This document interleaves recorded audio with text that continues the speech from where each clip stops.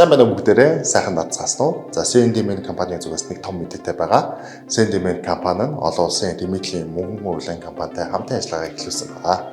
Энэхүү хамтын ажиллагааны үр дүнд Америкийн нэгдсэн улсад амьдарч буй монголчууд маань дэмэдлийн аппликейшнаар дамжуулж Монгол дахь Монгол банкны даасандаа шууд шийдвэрлэх хийх боломжтой болсон байна шүү.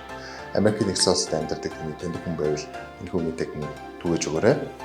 За дэлгэрэнгүй мэдээллийг манай Facebook хуудас болон манай сайтаас авах боломжтой. Sendiment мөнгө хөрвүүлэх гэлийн урдаар дараагийн мэдээгээр уулзцгаая.